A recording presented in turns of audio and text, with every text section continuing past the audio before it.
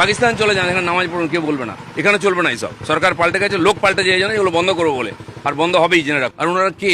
হরিদাস পাল, তাদের জন্য রাস্তা আটকানো হবে। প্রাইম উনি কোন হরিদাস পাল যে নামাজ পড়তে গেলে বাংলাদেশে নামাজ পড়তে হবে, পাকিস্তানে যে নামাজ পড়ো? ভারতবর্ষে কি মানে একটা শ্রেণীর না একটা জাতি? এই গরম গরম কথাবার্তা বলে কি বুঝাতে চাইছে? হ্যাঁ, মুসলমানরা বাংলাদেশে যে নামাজ পড়ে, পাকিস্তান নামাজ পড়ে, এই কথা বলে উনি কি বোঝাচ্ছে? হিন্দু ভাইদের মনটা কেড়ে নেওয়ার জন্যে?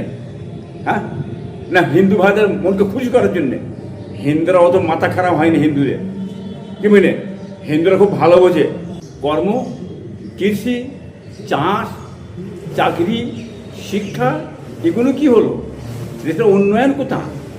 কে কোথা নামাজ পড়বে না পড়বে? পাকিস্তানে পড়বে, বাংলাদেশে পড়বে, ইন্ডিয়ায় পড়বে, ভারতে পড়বে, আকাশে পড়বে, সাগরে পড়বে, উলিয়ে মাথা কোনো লাভ হবে না। যোগ দিবস 7 দিন ধরে হবে। 7 দিন কেন, আরও 7 দিন বেরিয়ে দেন না, তো কোনো অসুবিধা নেই। এবং কলকাতার বিভিন্ন এলাকাতে যোগ দিবস হোক না, ধর্মীয় ব্যাপার যেটা হবে সেটা তো দেখো, কোনো বাধা নেই। মুসলমানরা কোনো বাধা দিতে যে বলতে যাবে না। ভারত গণতন্ত্র রাষ্ট্র হিসাবে যেটাকে, সেটা মানুষ সকলের জন্য সমান, সেটা বলতে পারে।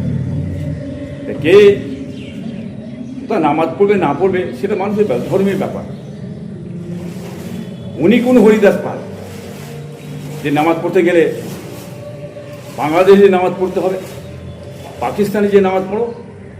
হ্যাঁ, এ কথা বলার অধিকার ওনাকে কে দিয়েছে? ভারতবর্ষে কি মানে একটা শ্রেণীর না একটা জাতি? ভারতবর্ষ হচ্ছে গণতন্ত্র আছে, জাতি ধর্ম বর্ণ নির্বিশেষে বহু ধর্মমত আছে এখানে। হ্যাঁ, হিন্দু আছে, পাঞ্জাবি আছে, খ্রিস্টান আছে, মুসলিম আছে, আদিবাসী আছে, দলিত আছে, বহু রকম ধর্ম মানুষ এখানে ধর্মের কাজ করে। যে যেখানে খুশি ধর্মের কাজ করতে পারবে, কোনো বাধা নেই, কোনো অসুবিধা নেই। তো অসুবিধা কি আছে?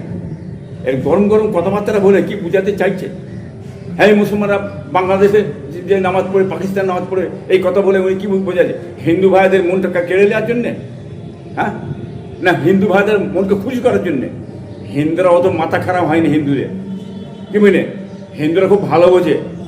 হ্যাঁ, এই বিভাজন করে উনি কি করতে চাইছেন? হিন্দু মুসলমান করে কি করতে চাইছেন? একেবারে গোঁজা মেরে দিয়ে। হ্যাঁ, এটা কি ভারতবর্ষের মানুষ জানে না? হিন্দুরা খুব ভালো মতন জানে। তোমরা এইখানে কি করতে চাইছো? এই ধর্ম করে তোমরা 5টা বছর আবার যে পশ্চিমবাংলায় কাটাবে, সেটা হ্যাঁ আমার হিন্দু ভাইরা মুসলমান সবাই ধরে ফেলেছে। ওদের কর্মটা কোথা? হ্যাঁ, কর্ম, কৃষি, চাষ, চাকরি, শিক্ষা, এগুলো কি হলো? দেশের উন্নয়ন কোথা? কে কোথা নামাজ পড়বে না পড়বে? পাকিস্তানে পড়বে, বাংলাদেশে পড়বে, ইন্ডিয়ায় পড়বে, ভারতে পড়বে, আকাশে পড়বে, সাগরে পড়বে, উলিয়ে মাথা কোনো লাভ হবে না, কি বুঝলেন?